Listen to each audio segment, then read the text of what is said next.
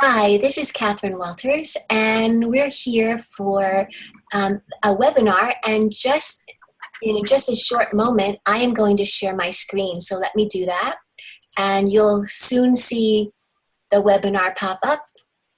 And there's the title. There's a thing in the background. I hope it's not too busy. Let me get rid of that. So this is just all you see, okay? So you'll see me in the corner, you'll see the chat box. And so here's the title for our program: How to Create More Time for Yourself Without Feeling Guilty. Well, I don't know about you, and I don't know if I'm supposed to click on this or what. Okay, well, there's someone calling in, which is great. And so excuse me for that. So one of the things as we get started, I would like you to have a piece or two of paper.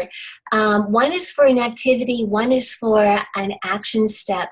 So if you can have two blank pieces of paper and a pen, that would be awesome. And if you want to take notes on this, feel free. So, that's possible too. So, if you can want to grab that, you may already be prepared. Many of you have taken webinars and so forth before, so you already know that. So that's fine, okay? But I just wanted to let you know about that before we get started.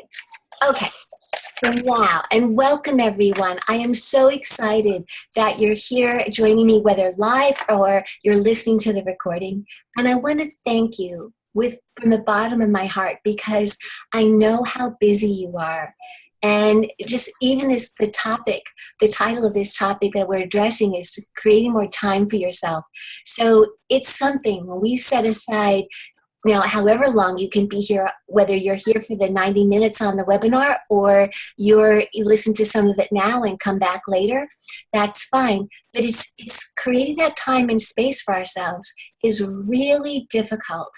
I know it's hard for me, and I also know just this week, 3 different people have said to me that I'm crazy busy this week, or I'm super busy this week, or everything at home is just crazy busy.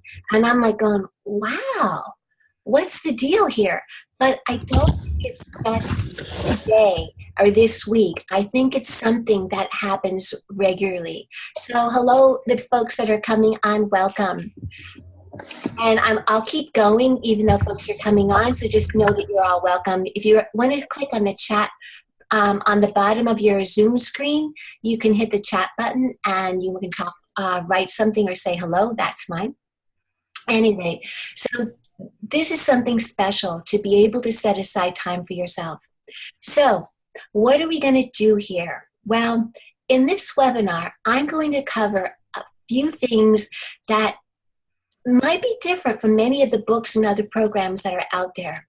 Because what I notice is that it's a belief mindset that we need to create more time for ourselves. But yet, if you're, a busy person, man, woman, it doesn't matter, although I will not be honest and say that I work mostly with women, that whether we're married or single, whether we work outside of the house or we stay at home and work, whether we're a mom or we work from our homes as an entrepreneur or in some other way, whether you're a female executive, a teacher, or you work in the medical field, you're an entrepreneur, whatever you do or whatever you do now, we have to give ourselves permission to take time for ourselves.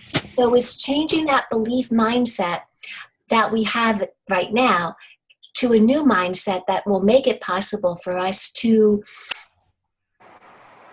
give ourselves time. Then we actually have to give ourselves permission, because we might change our beliefs, but we won't allow ourselves. And, because then the guilt comes up. Oh, I shouldn't do that or whatever. Other people need to do it. And then the third piece is action. Because when we really want to be able to take inspired action and really giving ourselves time, creating that space, And what I recommend to start, since I know many of you are busy, I can see some of the people that are coming on the call, I know you're super busy, that just start with 10 minutes a day. May sound like a lot right now, but once you get started, you find out that 10 minutes just goes by so fast, and you find a way to create even more time for yourself. So some of you know me, some of you don't. So let me introduce myself a little bit more. It's another picture of me. Well, what can I say? At any rate, I'm a hypnotherapist and lifestyle spiritual coach, and I'm also a Reiki master instructor, although I will say that coaching is the main umbrella that I work with.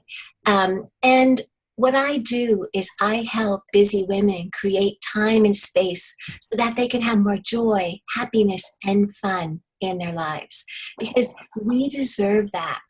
However, one of the things that I found is that ever since we were little girls, and I have a feeling many of you relate to this. If anybody wants to speak up, if you're not muted, feel free. In that, women, we're amazing givers, but we're not very good receivers. We're great caretakers. And actually, many of us are much better at giving than we are at receiving. It's actually hard for us to receive, whether that's a compliment, a gift, or some support. I know when I teach yoga, I'll offer a blanket for someone, I'll ask, is anyone cold? Or will maybe because I can see the alignment, I'll suggest a blanket over someone's head in the corpse pose or shavasana. And they'll go, oh no, I'm fine. And they don't do it on purpose. We're just so used to taking care of ourselves that it's hard for us to receive support. And it's even harder to ask for support. Because ever since we were little girls, and these are actually my two great nieces here, we were taught and trained and praised for sharing our toys, sharing the spotlight like Megan is with Kate. And also we share our toys. We are the ones that will take a new student in class when we're little kids, everywhere around the school, so they can become familiar. Or we're the ones that, sit beside somebody to help them out. Or it can be that we're buddies to someone. It can also be at home where we're praised because we make our beds, we pick up our toys, we put the dishes away, or we're able to set the table and, get daddy's shoes or mommy's book or whatever it is. And we're, from the very beginning, little girls are trained to give. That's from the very get-go. And so it makes it very difficult for us, to receive and to actually put ourselves first, because we feel guilty, but I'll get to that in a little bit more later. So one of the things we do, though, is we set great intentions to take care of ourselves, but then someone else's needs come up, and their needs are more important than ours. I know, I used to, many people, let me look at my notes here a little bit better. We might set aside time to take care of ourselves. But because we're multitasking, we're always just so over busy that actually multitasking stresses us out, or if we focused on one thing at a time, it would actually be easier for us. And I could do a whole other talk on that one. But I know many people who, even on this call, there were a few people that emailed me to let me know, I can't make it, I'm still at work. Or I know for myself, I'd have my gym bag packed, and I'd intend to go to the gym on the way home from work, and a meeting would run late, or something else would happen, and there went my gym time. And because that other thing, that other person, that other obligation or responsibility came first, and my time for myself at the gym went right out the window. And that used to happen at work quite a bit too, when I would walk with friends, co-workers, when I was a district librarian and worked at the district office, and a bunch of us would walk, well, at least once a week. I wouldn't be able to go. It would just happen that it just was impossible to, leave a meeting, or I had to stay in and work on something so that I could, over my lunchtime, rather than go out and enjoy the fresh air.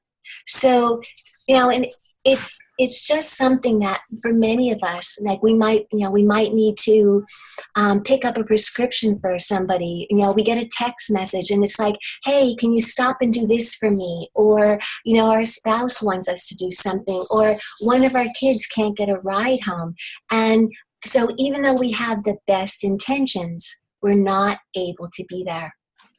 Another thing that happens is there are those times when we actually do set time aside for ourselves, where, especially if you have little ones, where maybe they're in another room and they're watching, a video, or they're outside playing and they all look settled and happy. So you think, oh, great, I can go to the bathroom by myself. Which is a big thing for a mom who's got some toddlers, because there always seems to be somebody going with you. Seriously? Yeah, exactly. Somebody knows what I'm talking about. So feel free to pipe in.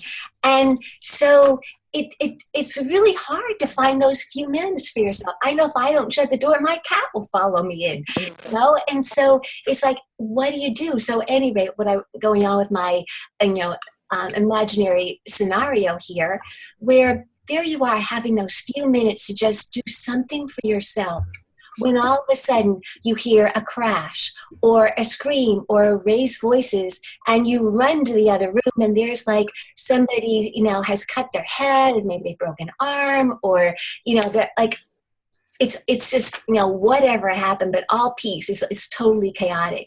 And especially when a child is injured, you're like, oh, what am I going to do?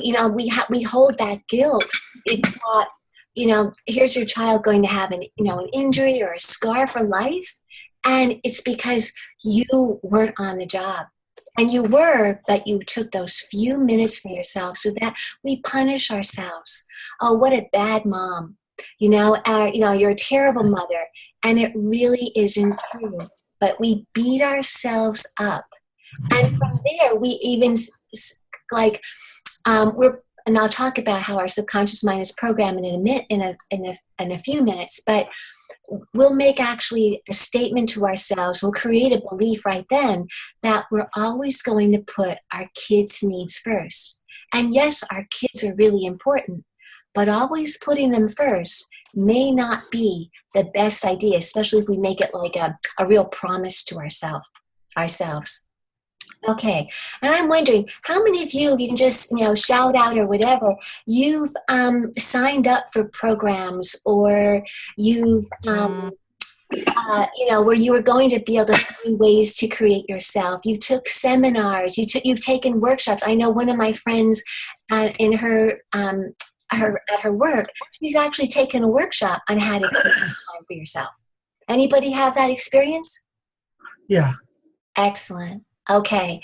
And I bet some of these book titles are familiar too. Maybe not the new 1 Minute Manager, but I know I read the old one ages ago, and I actually am in the middle of this Perfect Day formula.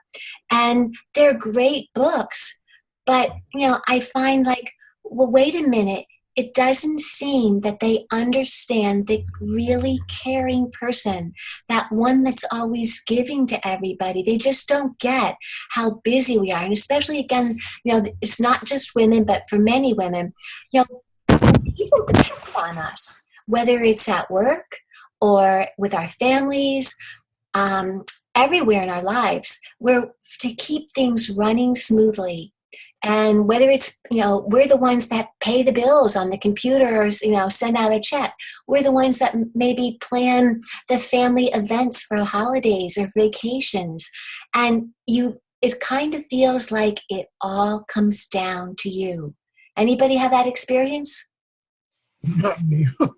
Yeah? Okay. Thanks, Louise. All right. So this webinar is different. because we're going to look at some simple steps that you can do right now that you can take away with you starting tonight or starting whenever you listen to this webinar, that you'll be able to use and start putting them into practice right now. Okay, so I mentioned that I would talk about the subconscious mind a little bit. I mean, and that's not something to get like anxious about, because it's absolutely totally fascinating, because the subconscious mind really runs our life. It holds 90% of all of it holds our memories, our emotions, our autonomic nervous system, like in our things like our blood pressure and our pulse rate, our temperature. It's our dreams. It's where our energy, where we put our energy and our focus. The subconscious mind is just so powerful. And it's scientifically proven that we have between 50,000 and 70,000 thoughts a day. Now, you could say the average is 60,000, but I just really double checked, and I found an article in the Huffington Post that, gave this number 50 to 70,000. But the thing is they're not new thoughts. They're actually the same thoughts again and again and again. Things like, I'm not good enough. I don't have time. Other people might be able to do that, but I can't. I'm not worthy. I'm not deserving. I'm not lovable. It can be one. I mean, the ones I just shared are ones that I can raise my hand and say, those negative thoughts, those thoughts ran my life for so many years. Okay? Honest and truly. Colleen, you want to say something?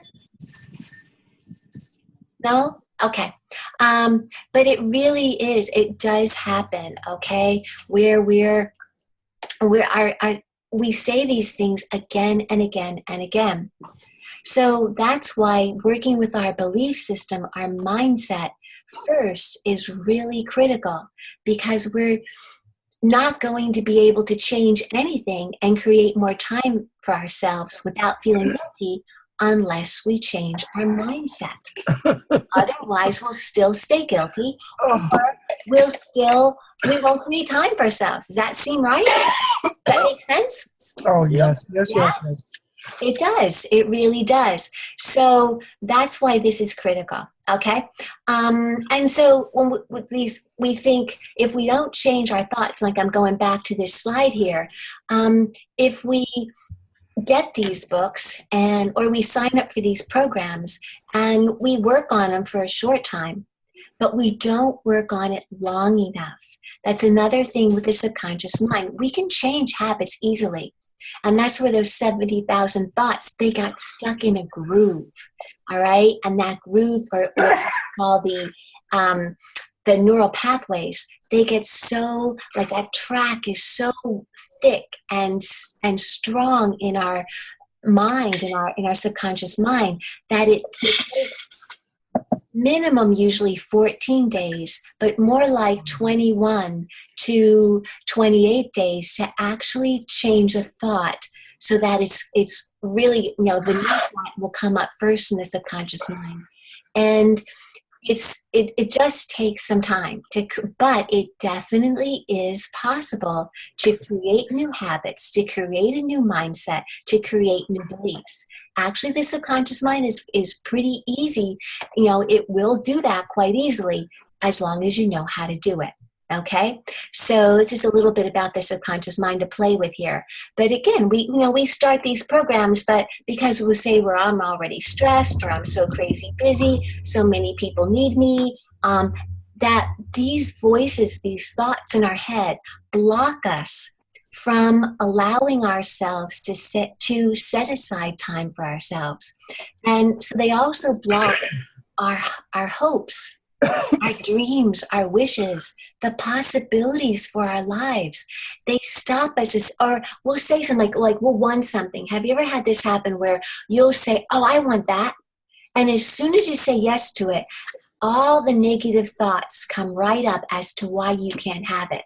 whether Yeah. you can't afford it, whether you don't have enough time, whether oh, what else? You're not deserving of it, or it won't work for you, or what's the use? I mean, it'll be we'll find all these other excuses of why not to do something, even though we wanted to say yes. Okay, and that again is this old negative programming. And to be honest, and in case you didn't know, the subconscious mind is programmed. If you remember this slide of my little nieces, they're at the age at 3, 4, and 5 where, and actually from 2 to about 7 is when the subconscious mind is programmed. Now that's initially who programs it. Our parents, our daycare teachers, teachers as we get into school, the clergy, doctors, anybody that's an authority. And if you think about a little child, if you're 4, a 7-year-old is an authority. Okay, right? They know more than you do. And children take everything literally. And so they believe what's said about them, what they like. I know I was told for years when I was a little girl, I was told I was shy. I believed that for years. It took a tremendous amount of, not tremendous. I had to actually reprogram that one. I can't say it was a tremendous amount of work. It was just that it was before I knew about hypnosis and the subconscious mind, so I didn't know how to do it. So I had to do it the hard way, I might say. But really, there are so many other ways. It's actually quite easy to change those. Again, it takes about 14 to 28 days. Okay. And one of the other things is that I want to share with this is that these negative thoughts come up and we want to do these things. We listen to them rather than that voice inside of us. It might be our inner child, there might be some other part of us that's saying, what about me? And that's often one part of the inner child that wants attention, that hasn't been given attention for a very long time. Okay? So really important to start to listen to them. Okay. Let's play here. And again, now this is, I'll share this right now. We all like to play, right? Kids like to play. We like to play games, video games, play cards, all that, play records, listen to music on our iPad. We like to play. We like to go to plays. We like to go to movies, right? So Right. I like to use the word play as opposed to work, because work sounds like it's hard and it's difficult and it's a challenge and we don't like it. So that's why I'd like us to play with this activity. So if you would, take out a blank sheet of paper, like I mentioned, and fold it lengthwise in half. And you can just do that. And this is what we're going to do as we play. On the top of the left-hand column, I would like you to write others. And on the top of the right-hand column, write me or myself. Everybody got it? Yep. Yep. Louise is speaking for everybody, which is great. No problem. Okay. Now, think of the last few days this last week, could even be just today, and just jot down whatever comes to mind of all the things that you did for other people. As many things as you can think of. What did you do for other people recently? So write down what you're proud of doing for others is what it says.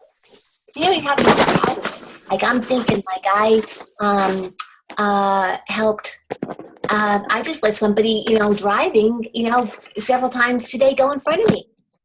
It's fine.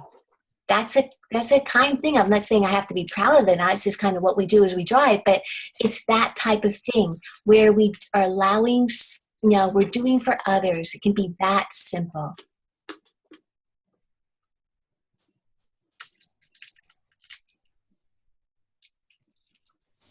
Okay. Now, when you're ready, switch to the other side. And what have you written? What have you done that you're proud of doing for yourself?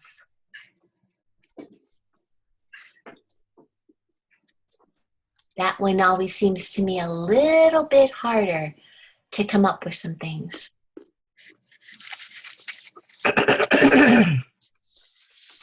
So does anybody want to take yourself off of mute and share what you noticed about this little activity?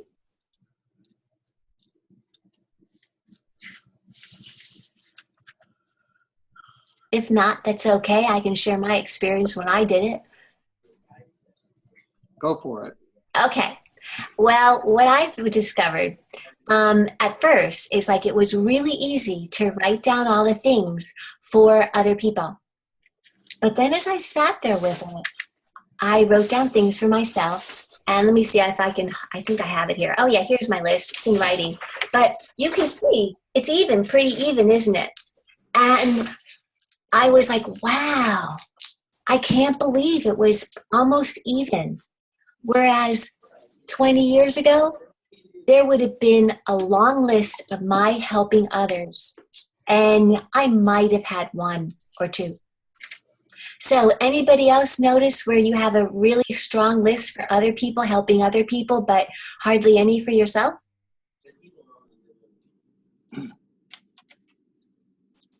Mine's pretty even. Great. I like it.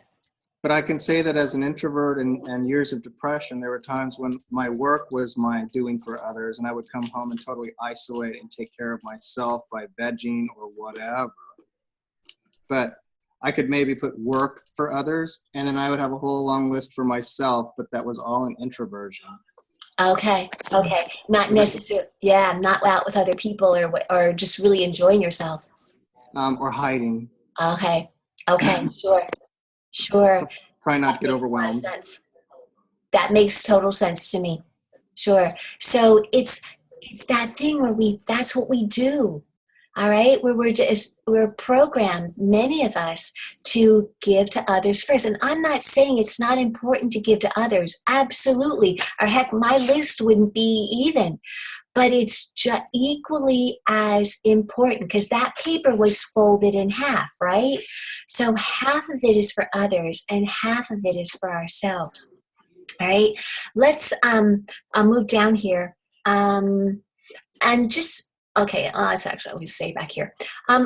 Some of you know me, others of you don't. So let me just share a little bit about my own story and how my own journey, because I literally 20 years ago when I moved to California, my list would have been predominantly for other people. Well, what happened is I was I worked for a school district in Marin, and in order to have a full-time job, I had two jobs in one. So one of them was to be the district supervisor for the whole library program, K-12, and the other half was to be 2 days. I did that 3 days a week. 2 days a week, and that used to be a full-time job, okay?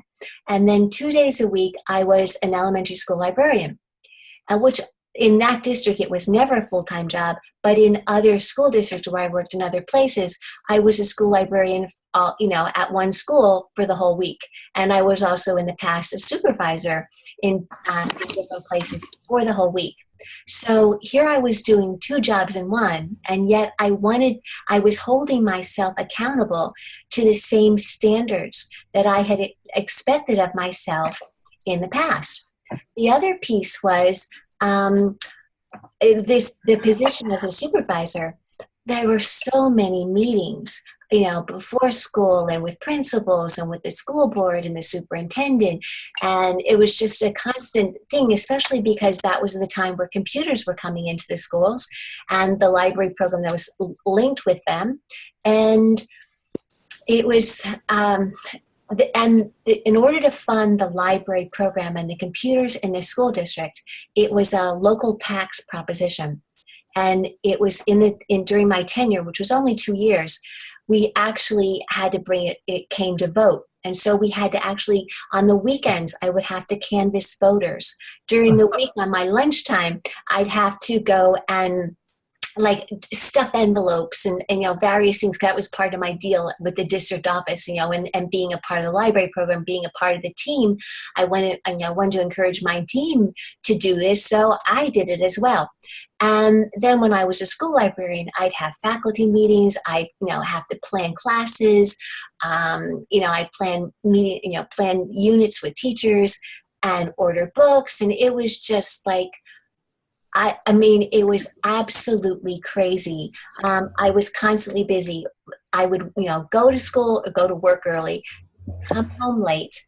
And then when I get home, my partner Dan and I would squeeze, we'd quickly make dinner, eat, and then I'd go back to work. And sometimes he did, or sometimes he just played on his computer since he was a computer geek. And on the weekends, there was always work to do as well, whether it was learning stories, planning classes, creating bulletin boards, whatever stuff I was doing. It was just always work, work, work, work, work. Well, as you can probably imagine, it didn't take long, in fact, less than 2 years really, before I was absolutely physically exhausted. I couldn't sleep at night. I can't tell you, I don't know how Dan still has hands, because I would ask him to rub my back because I had such terrible low back pain. I was mentally drained. I mean, absolutely couldn't, especially when I would stay at a school board meeting till 11 o'clock and then have to be at school to teach the next day by 8:30. It was just like, and then teach all day. It was just like, how was, supposed to do that? But I was emotionally and spiritually down and depressed. By that time, I was in therapy and I was almost to the point of suicidal. And I was absolutely just completely burned out. I didn't know where to turn. And so it finally got to this point where at the end of 2 years, it was in June, school had finished, but I didn't want to get up in the morning when he was going off to work. And I just looked at him and I said, I can't keep doing this anymore. And I made the decision right then that, I just said to him that I've got to stop this. I've got to put me first, because this is literally how I looked. I was drained. I had nothing. In fact, one of the things I'll add on to this, when I went to work, I'd have coffee at home with my breakfast. Then when I got to Nevada, because I had to commute about 35 minutes or more, I would stop at a bagel shop and I would get a mocha or a latte. I'd have that at work. Then at lunchtime, this is when I used to drink diet sodas. I don't drink them anymore, but then I did. I'd have a diet soda at lunch, most likely with caffeine. I'd have another diet soda on the way home from work. And it was sweets and, whatever. It was just whatever it took to keep me going. And of course, no wonder I was so wired and couldn't sleep at night, because I was just, caffeine. And I was also literally burning out my adrenals, which, we can do with a lot of sweets and a lot of caffeine, because we're so stressed and tired and our cortisol levels are so high. We burn ourselves out. And that's where I was. And that's what I was in burnout. Okay. So from that point, that low point, I came up with, as I look back, on these 3 steps to create more time for yourself without feeling guilty. Because prior to that, if I took time for myself, I was taking it from when I should have been doing for someone else. It was just so in my family, that's what we did. My parents did this. Although I will say my mother was really good at doing what I'm going to recommend. She did it, but she didn't pass that information on to me until I was, much later did I get in the habit of doing what my mother did. Okay, so we're going to get into step 1. All right, and I just wonder, just as a quick thing, does anybody want to share, do you feel guilty when you take time for yourself? Oh, Louise, do you ever feel guilty when you take time for yourself? I'm not exactly sure if that's the right word for it, but it's hard for me to do things for myself. Okay, so you may not feel guilty, but it's just hard for you.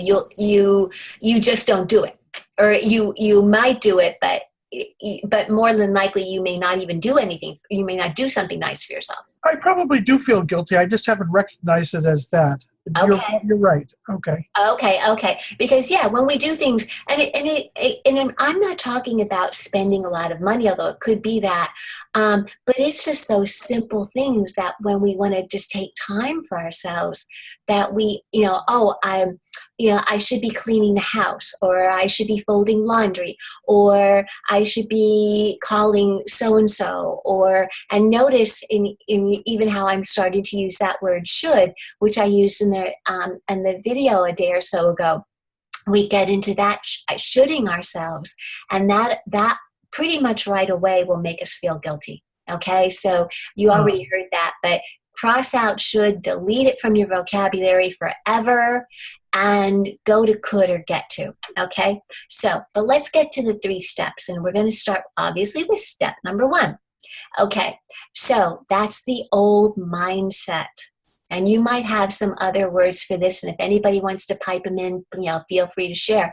But it's like you're selfish or you're self-centered if you take time for yourself.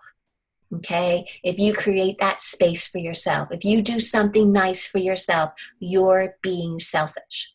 Okay? If you get yourself a glass of iced tea, but you don't ask your spouse or your partner if they want one.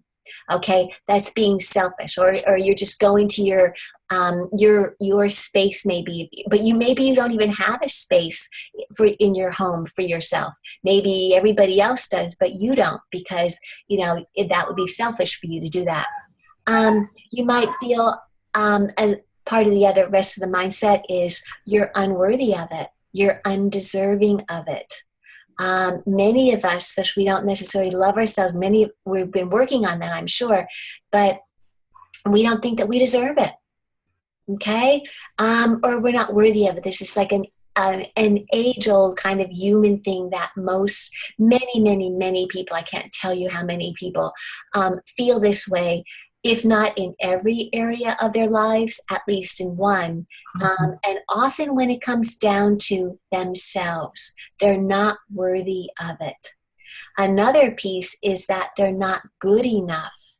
And that can be not good enough in any way. I know for myself, I would, report card time. We've all gotten report cards, been in school. And I, most of the time, almost always pretty much, made the honor roll. But if I didn't make first honors, my father would look over, and I love my father dearly, don't get me wrong, but he would say, what's this 85 in this? Why isn't that a 90? And the 90 would have gotten me first honors. And he didn't praise for my getting second honors or whatever. It was, why didn't you have this so you got even higher? And it would be the same thing in pretty much in any area of, that I did with him. Okay. Then the piece that I actually added on to that, which maybe some of you do, is when I'm the youngest in my family. So of course I have older siblings and I have older cousins and all of that. And maybe it's partially my nature, but I started at a very young age comparing myself to others. And I always came up not good enough. I had the short end of the stick. I wasn't as pretty as, I wasn't as smart as, I wasn't as fast as, I wasn't as good at sports as. I mean, the list could go on and on and on. And literally, I have a feeling everybody here can probably relate to that, in that we really do have this experience that we're not good enough. That's the old mindset, right? Yes. Okay. Now I'd like you to draw your attention to the picture on the slide. And that's the safety spiel from the airplane, right? Whenever we've flown, we all have heard it probably many, many times. And what do they tell us? They'd like adults to put their oxygen mask on first, and then help the children and the seniors or anyone else who needs assistance put on their oxygen masks. We've all heard that, right? Mm-hmm. Yes. Let's take care of ourselves first. This is so critical. Okay? It's And one of the questions I have for you is, what if by giving to ourselves first, even for just 10 minutes a day, starting to fill ourselves up, that we actually were able to help others even more? Wouldn't that be wonderful? Yes. And it's possible. But because if we don't, and I'll show you in the next slide, what we do is we're giving from our source. We're giving our own energy away. We're depleting ourselves. What I recommend, I use this, I don't know where, I guess I made up this phrase at some point in time, where it's so important to give from your overflow, not from your source. And you can see the bucket that's at a pump being filled with water. Even for that pump to fill the water, what do we know that the pump has to be? It's got to be primed. It has to already have some water, or you can't even pump water from it, right? Mm-hmm. It's got to start there. And we've all heard the expression that everything is energy, right? Okay, let's go to the next slide where we look at our devices, right? Where when we want to use these devices, what do we have to make sure they are first? Connected, working. And charged, right? Don't they have to be charged? Yeah.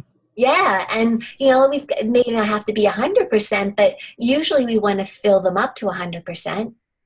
And Right. it's so important, or we can't use them, right?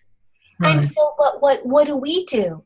Is we deplete ourselves by overgiving and overdoing and oversharing and overhelping and overachieving, all of those things. Yet we don't, it's hard for us to receive. It's hard for us to ask for help. It's hard for us to receive a compliment. And so we just deplete and deplete and deplete ourselves. We can go back to this screen where we feel completely drained and exhausted, burned out, or we can fill ourselves up to overflowing. All right? And that's where we start to create a new mindset. So here's a new mindset, a new belief system to work with, that it's actually self-loving. It's self-loving, it's self-nourishing, it's self-nurturing to give to ourselves first. I'm just going to let you sit there with that it's self-loving to do that. It's self-loving to pay ourselves compliments. It's self-loving to appreciate ourselves, whether it's our body or our minds or how caring and loving we are, how spiritual we are, doesn't matter. But it's self-loving, it's self-nurturing. And also if we start to say, I am worthy, I am deserving, and you know what? This goes back to the old programming. You don't have to do anything in order to be worthy or deserving. You already are. The fact that you are born, the fact that we're human beings, we are worthy. We don't have to do anything to prove it. Okay? And many of us were taught the other, where we had to do well in school, we had to work really hard, to get all these promotions and whatever else. But we're always worthy. We're always deserving. And I love this sentence I came up with that was given to me from the divine, is I am more than plenty exactly as I am. And we are. Exactly as we are right now. We're more than plenty. Does it mean when we lose the weight we want to lose, when we get that next job, when we get earn such and such an income or anything? It's right now. I am more than plenty exactly as I am.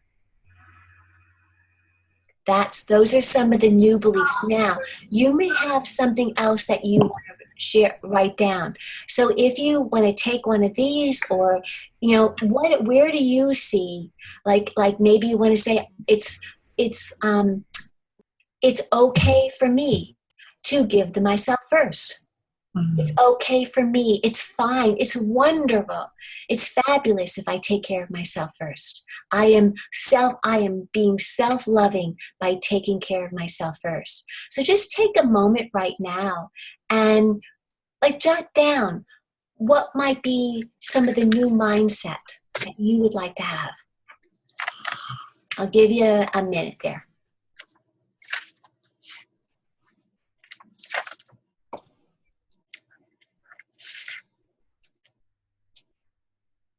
So what you're doing is you're changing your old beliefs, those old beliefs that have been programmed in your subconscious mind, and you're starting to create a new belief mindset.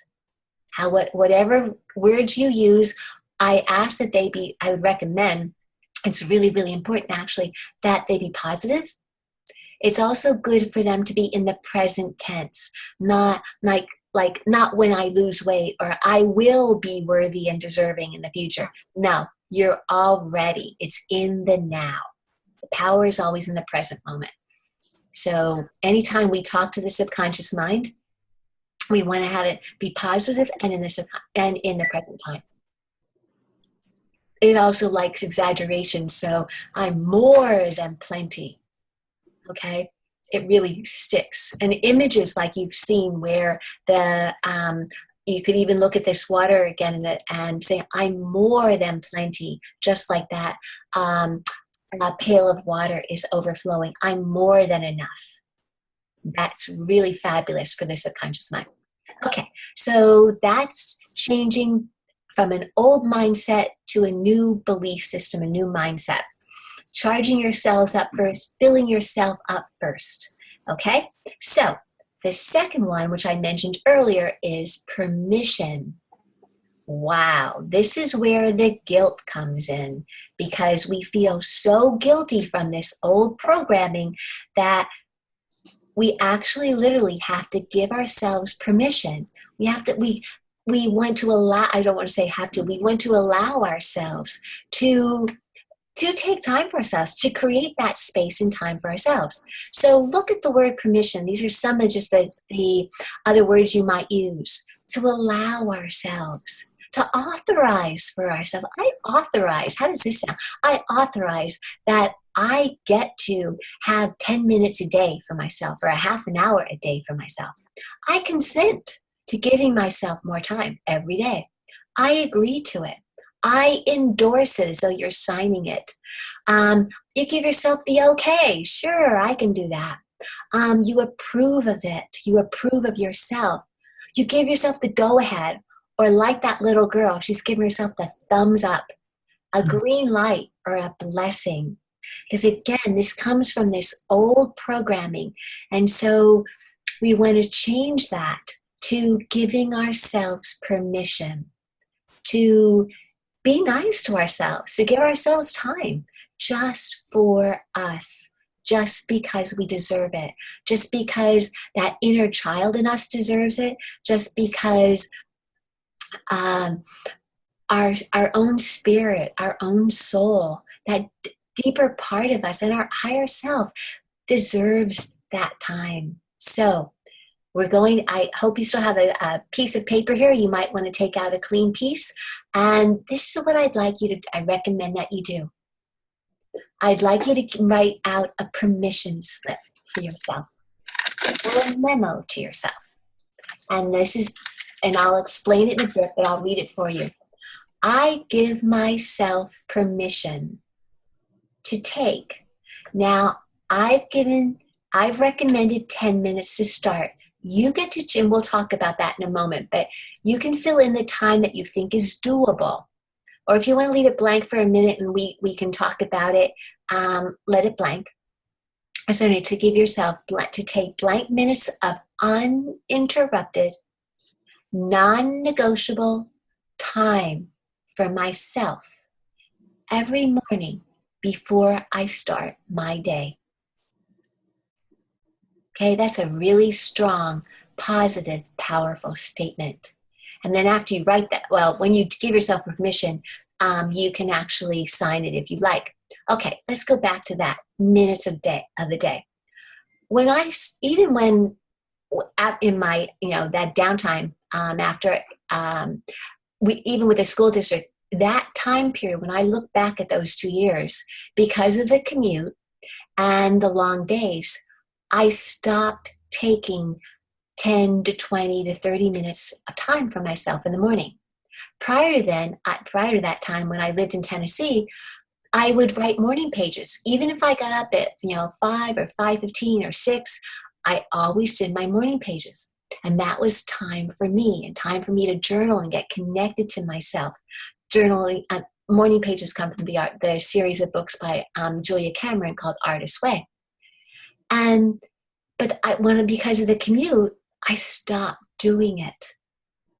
And I didn't take time for myself, because even my walks in the afternoon, if I did have the chance to take them, it wasn't too dark by the time I got home, I would often problem solve and do work. I was working in my head or learning a story in my head that I was going to tell to the kids at school the next day. And I didn't take time for myself. Okay. Now, uninterrupted. That means that we don't turn on our devices. We start, this is our time for ourselves. Means that, okay, maybe you let the dog out or the cat out or, whatever, but it's your time.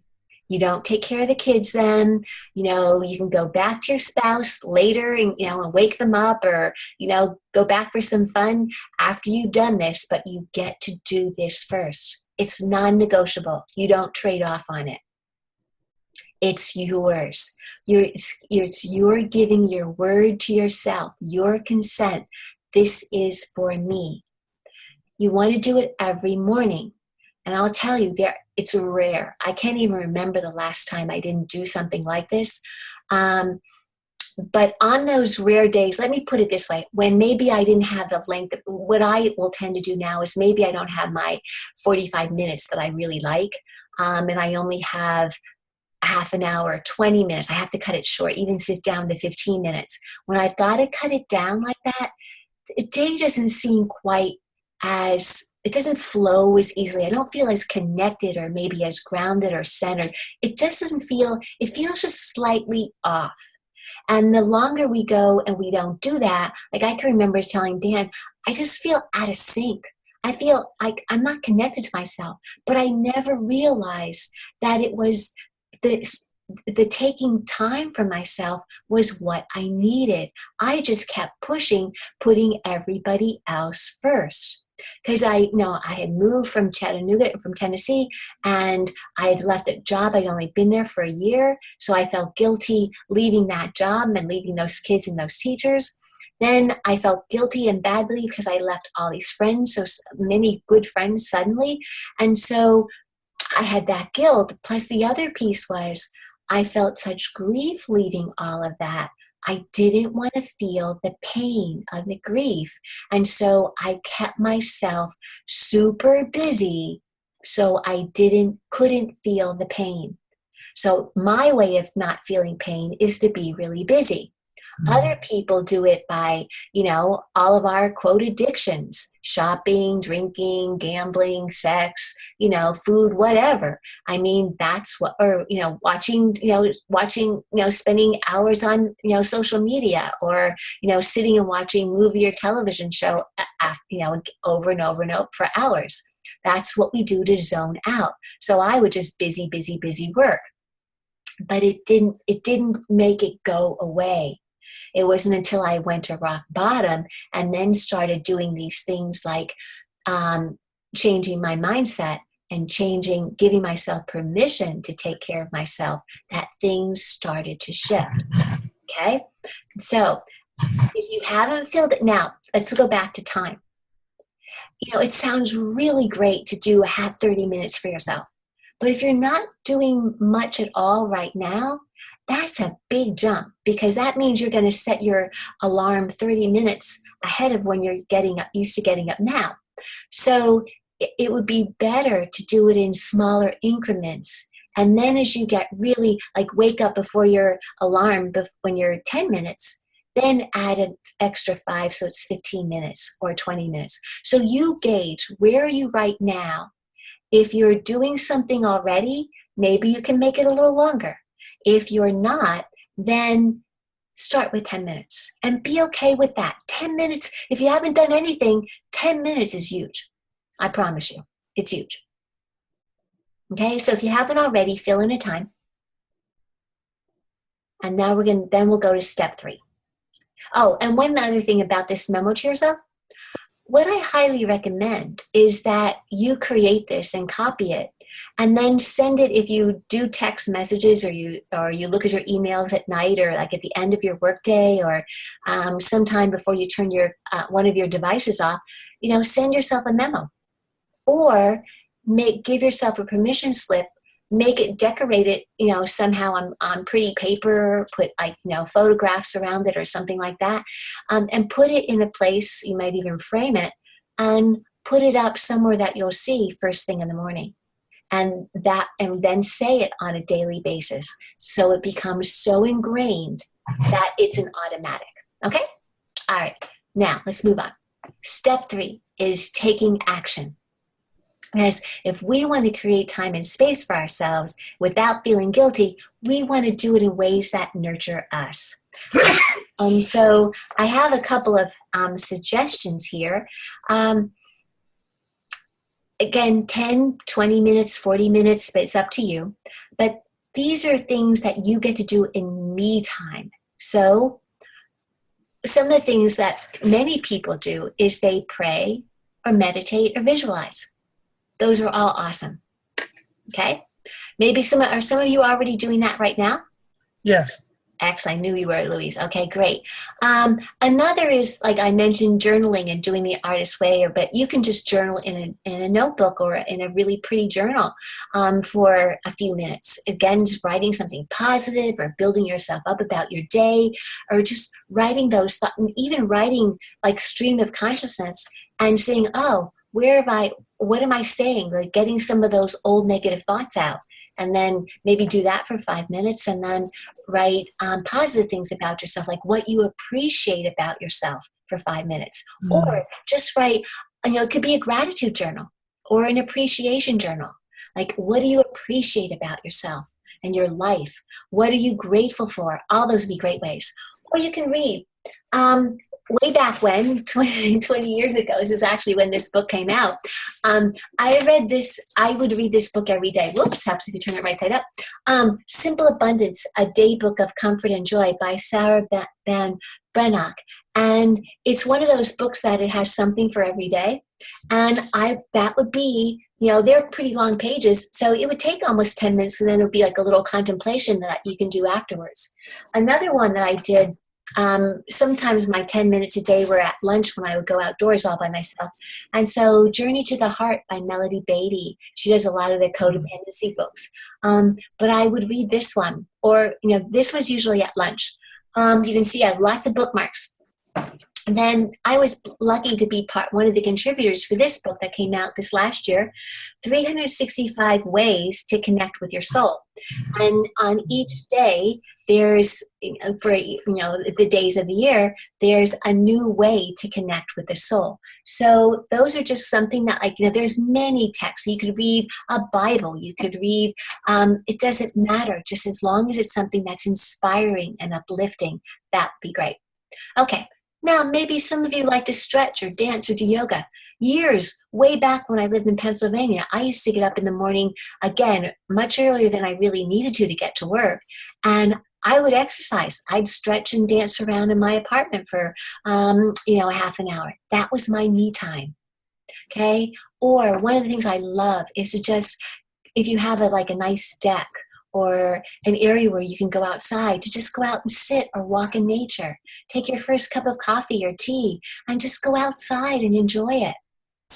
Another thing, one thing that Larry Shiva, my cat, and I do is we always have our time where we play in the morning. He usually comes up on my bed after he's been in and out and fed and all of that, and that's where he'll sleep. And so I take a few minutes to just play with him, and maybe that's part of my, 40 minutes that I am doing my me time, he gets to be a part of that because it fills me up.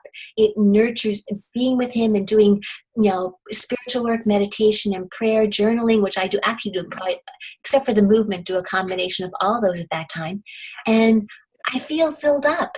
I feel like I've been I'm connected to myself. I'm balanced. I'm grounded. I'm centered. And then I can give the rest of the day without blinking an eye because I gave to myself first. And I don't feel guilty about it. And if I had a man in my life, I'd get up earlier, or I'd do something in a way that I would still do this. Okay. It still would be a part of my life. Okay, now, what are the benefits? Because there are so many benefits to doing this. So let's look at those. Benefits of me time, all right? And these have actually been scientifically proven, where it reduces stress symptoms. And anybody who's super crazy busy probably has some sort of stress symptoms. So it definitely reduces them. I know when my yoga students come in, one of the things is we talk about breathing and calming down, and taking a yoga class really is also another extended form of me time. Okay, chronic pain and anxiety diminish. So my low back that's really pretty much a thing of the past, 99% of the time.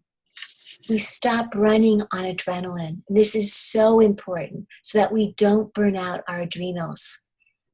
We're calmer, more balanced, more relaxed throughout the day. Not just in that morning, but that time extends out through the day. We're more focused, we're more optimistic, we're more positive, and we're solution-oriented. So that when challenges in life pop up, instead of creating drama all around it, we're able to look at, oh, there's a solution here. Well, there's at least 3 solutions to this, and we're able to access them. But when we're running on empty, when we're depleted, when we're just running in circles, pretty much like a chicken with their head cut off, whatever, that's not available to us. So these are really key benefits to having me time. Anybody have any other suggestions of things that you might want to share that I didn't mention that you do already as me time, or think would be great to do for me time? I like the cat one. Well, you have 2 kittens, at least 2, right? So you can play with them. Yeah. And you know what? It's actually good for the pets as well. Yeah. And I mean, he looks forward to it. In fact, this morning he was kind of cute. I was rubbing under his chin, and he put his paw right on top of my hand. And it wasn't to stop. It was like he wouldn't let me move it. He wanted it to stay there, so I would keep playing with him. And I was paying him all sorts of compliments about how wonderful he is. But it's our time, and it does totally fill me up. Okay. All right. So if what I've been sharing sounds like this is interesting to you, and you'd like to really find a way, not only to just use these tools, but to find a way to create even more time, in fact, 5 hours a week for yourself, and be more productive too. Yeah. Let me tell you a little bit about the possibility of working one-on-one with me. And I have what I call let me just share the features first. So basically, what I'm offering is that I will do 3 one-on-one 30-minute coaching calls with people per month. And the reason and we do it on Zoom, so you can actually see, me, and I can see you, which is great, because with hypnosis and with the other things, it's just very, very, very helpful. And having that one-on-one time is so important, because I've helped share the general beliefs that many people have, but they may not be your beliefs. And so by working with someone like myself, we can really help you clear out those specific beliefs that are keeping you stuck from, or maybe feeling guilty or whatever. And you can change those habits and patterns much more quickly. Now, another feature is that all of the sessions are recorded. Now, the reason that this is a huge benefit. Trust me, I know this one. And Louise, I know you will know this from the Authentic Radiance calls that you're on, is that it helps in the recordings, there's usually a time where, well, pretty much all of it is we're talking to your subconscious mind because that's just how I work. But there might be on many of those sessions an actual hypnotic guided imagery that I create specifically for you. Okay, it's not one of those programs where they do it where it's like for everybody. It's like, where do you want to go to relax? What do you need to hear? What have we been working on in this session that would really be valuable for you? And then you have the opportunity of re-listening to that. Again, that's where the 14, 21, 28 days comes in, because you'll shift your beliefs so much faster. You won't have to wait, I don't know, I probably worked on myself a good 3 to 4 years to get over my shyness, and I'm not telling myself I wasn't shy. It took a very long time because I didn't know how to do it using these tools. The other piece, the other really important feature of this program is you get unlimited email support, whether it's, I say on a private Facebook page, but it's actually also on my, just in a direct email. Anybody that I'm working one-on-one with, they get direct access to me. And this is really critical because questions come up. Or you find yourself, you get caught in drama, or you get stuck by something. And when you can just get that, let it out and get the support that you need right away, you can shift things very quickly rather than staying on and on and on for them. Okay? So if this program sounds like a good fit for you, I don't want you to make a decision right now. But what I would like you to do is, and if you can go to the chat room, I'm going to actually put it up on the next screen though. You can see that there's a link to having an Authentic You session with me.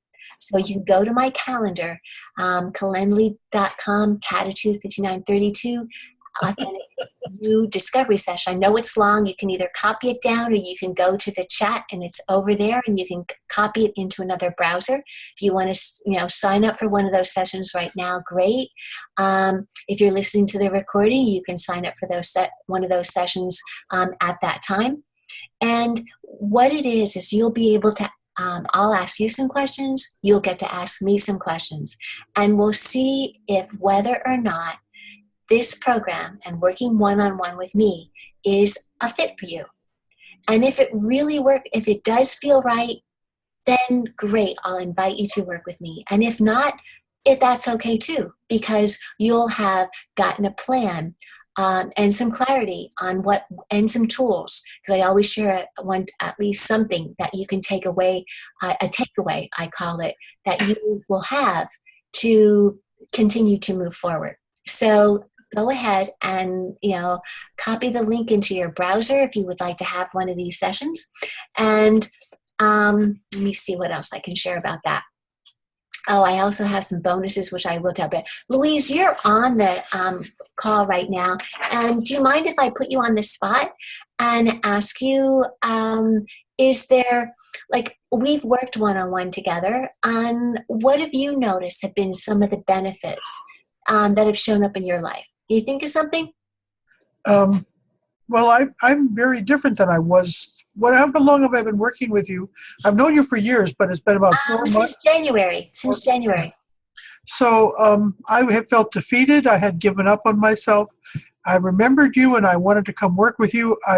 Being around you is a very positive experience. Just your energy is very healing. And one of the things I really like is that you do things by intuition, and you say things by intuition. You're not in your head. And I really get it that you're reading me, or the entities are telling you, or they're speaking through you. It's been an amazing thing. I feel alive. I'm happy to be alive.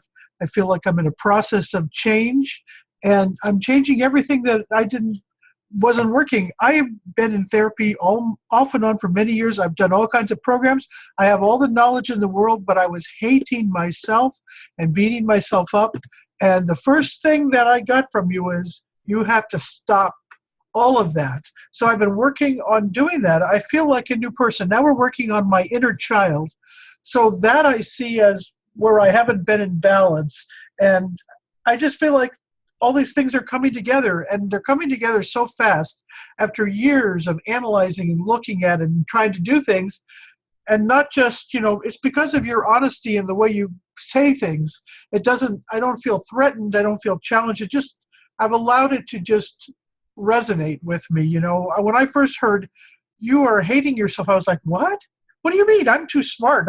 I've done all this work on myself. I know all these things. No, I was beating myself up and saying all these negative things to myself all the time. And so, I don't know, it's been a really wonderful thing. I'm going to do another 6 months. When I move, I want to do this. Okay, great. I think that I could use some more of it.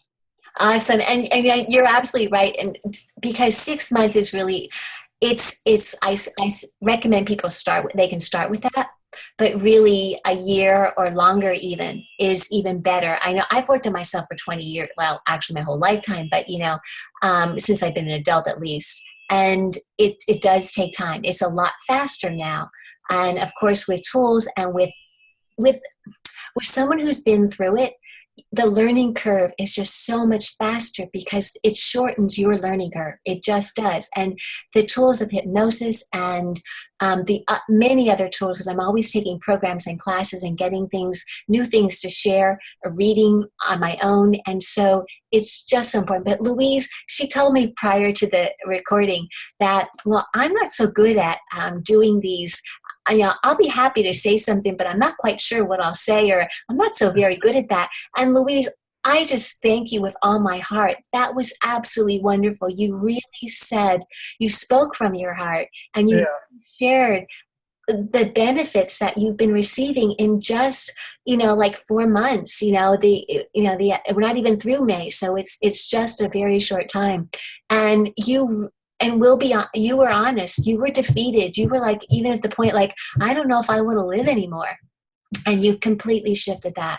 So the thing is, I worked on myself for 20 years. It's the way you communicate with me that would allow me to see the truth. Awesome. Thank you. And that truly is, I've got to give credit to all the divine friends and your divine friends that work with you, because we couldn't do it without them, but we definitely allow them and invite them in all the work that we do. And so it makes a big difference.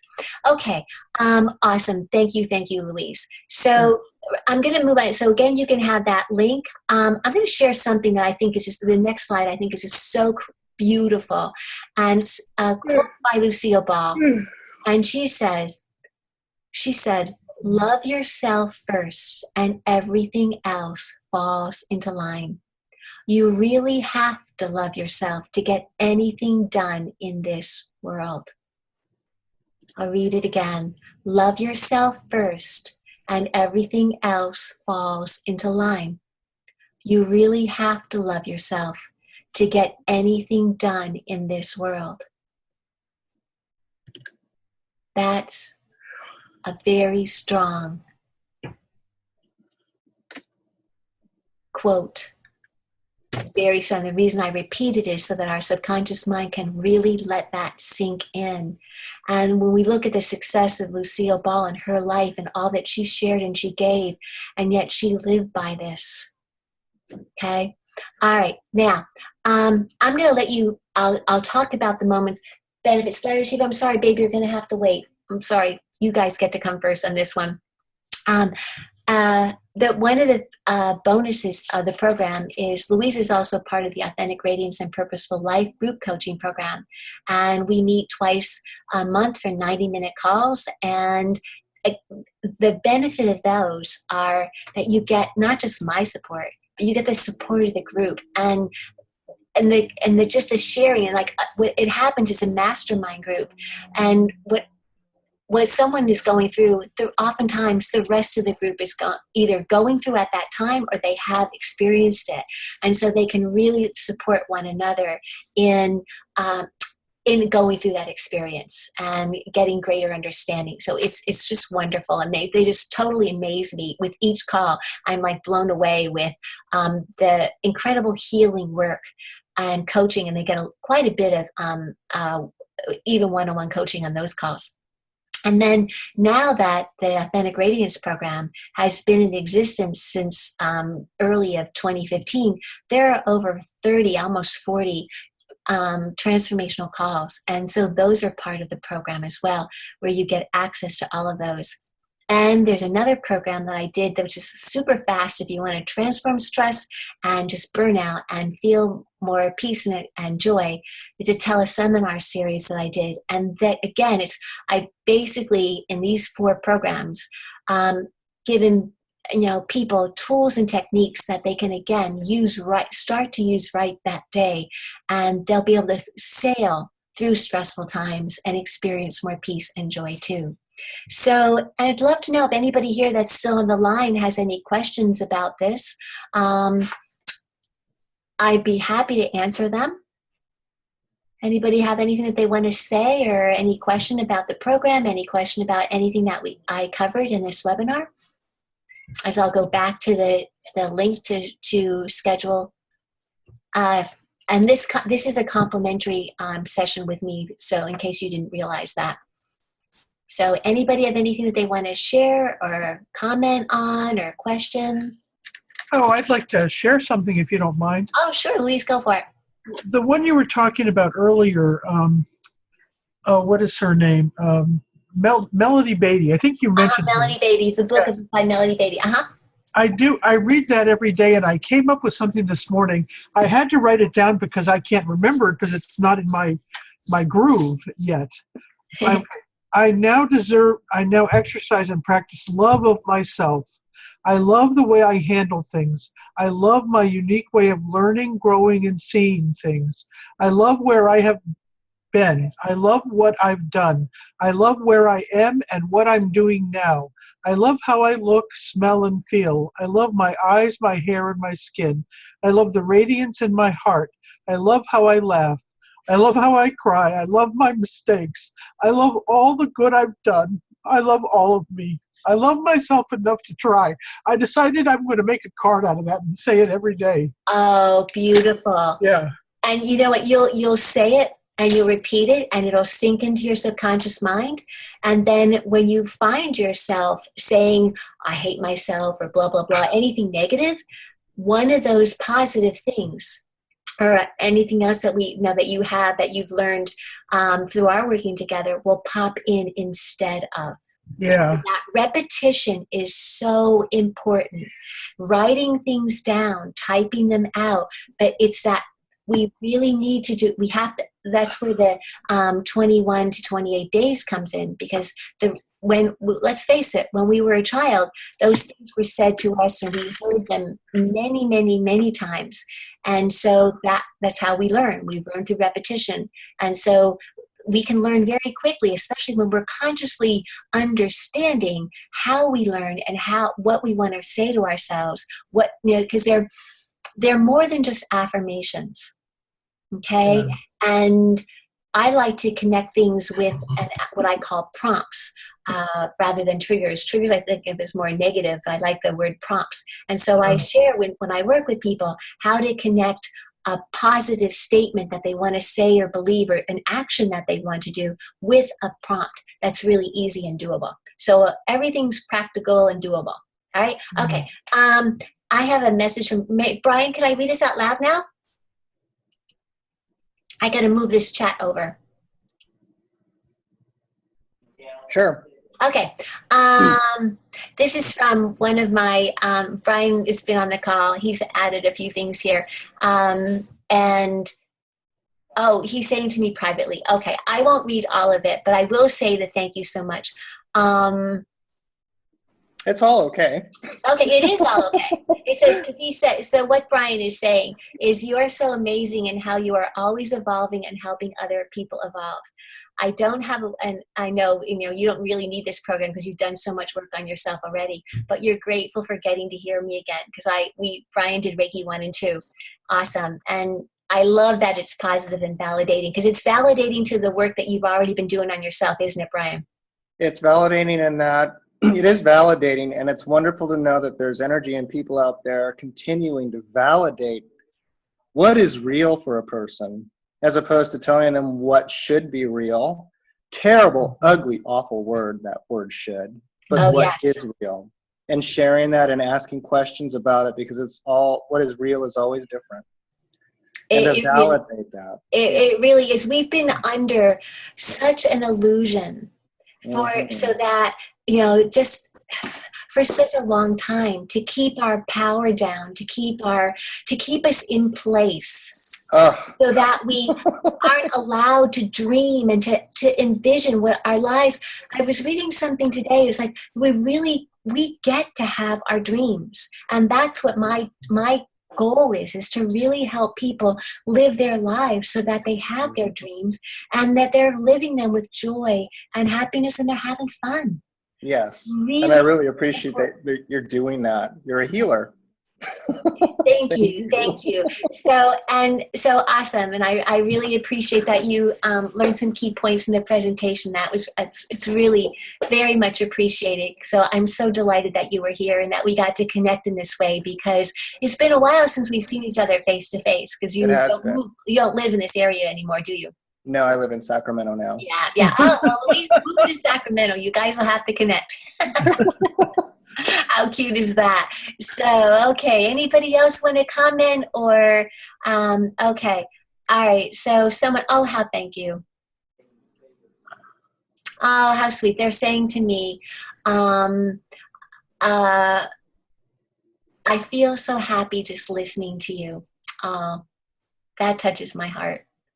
And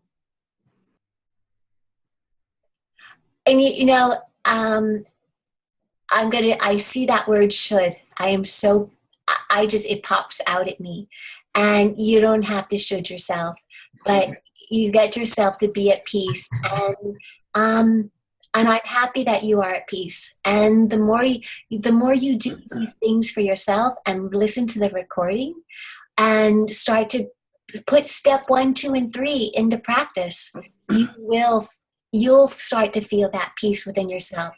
But until you do, please feel free to have, go to my calendar and sign up for a session with me. I would be happy. Whether it's a match or not, I'm still happy to have that session with you. Okay? So please know that, and please take advantage of it. Again, everybody here that's on the call, let your family, your friends, your coworkers, your social media friends, anybody that that you think might benefit from this program today, please, and anyone listening to the recording, just please spread the word. I will be sending out the recording and probably a few times. So let them, just either forward the link to them or something, but let them take advantage of having these authentic you sessions with me, because they will bring clarity, and that's always important. Because that's the number one thing we're always looking for is clarity. Thank you, Catherine. You're welcome, Brian. Thank you. Anybody else have anything you want to? I really thank you, whoever R. Wilson is, and Brian, and Lorraine is on the call, and I'm not quite sure MC is, but hello. And I think Julia had to leave. She's working, so she did her best to stay on, but in the middle of work, it's kind of hard. So. Anything else anybody want to share for the good of all? If not, I will stop the screen share.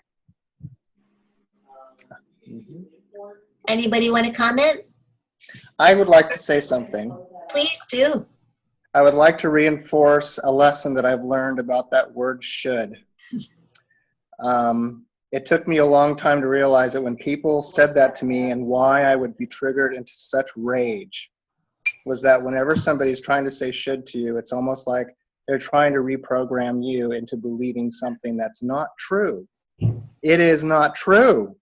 You should have washed the car. I didn't wash the car. Why are you telling me I should have? I did not do that. And then it becomes a struggle with ego. Mm-hmm. Ego, and it's devastating. It really and it's never ending. And then you build resentment, you build anger, frustration.